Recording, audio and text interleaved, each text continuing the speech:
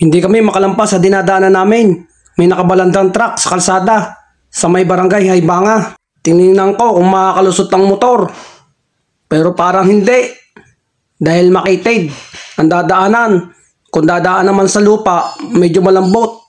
Baka mabagok pa. Lalong malaking problema.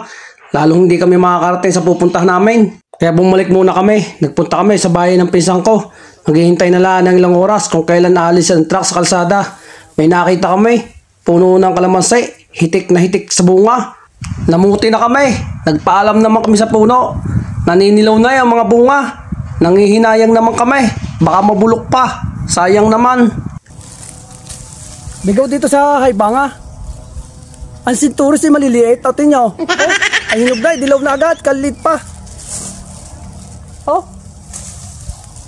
Ay wow, oh, kaliliit. May nakapagsabi sa amin, meron daw kaming pwedeng daanan papunta sa bahay namin pupuntahan. Tatawid nga lang ng ilog. Nung nasa ilog na kami, hindi agad kami makatawid. Naghintay muna kami ng mga sasakyan na tatawid sa tubig. Titingnan muna namin kung malalim ang tubig at kayang tawidin ng motor. Naku nga, ay may dalawang motor na namatay ng makina. Inabot ng tubig ang tambutsaw at nabasa ang spark plug. Hindi na mapaandar. Kaya inakay na lang. Sinubukan kong tumawid. At iba naman na rin aking motor, malakas. Hindi katulad sa dalawa, namatayan ng makina. Nako, ay nabasa ang spark plug. Namatay din ang makina. Inakay ko na ang aking motor. Ay hindi na kayang pandarin eh. Kahirap ka nang nasa tubig. Ay kagarning gutom na. Hindi pa nakain, ay katanghalian.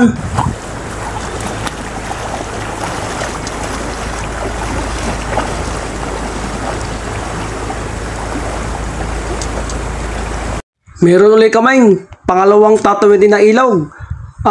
Haring at hindi mamatay ng makina ng aking motor.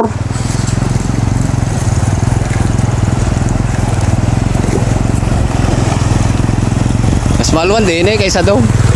Mas maluwan din doon din sa palalim.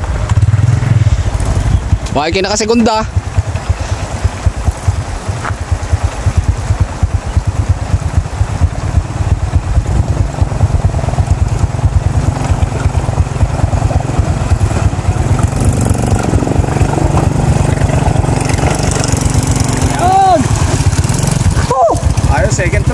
Second try. Dalawang ilog, kinawiran. Hindi namatay ang motor. Ipong bundok. Pagdating namin, pasal na pasal. Ay, ipong bundok. Uli sa ilog. Si Jason, saan punta? Si Kwang, si Rex, nagtrabaho. Kain na!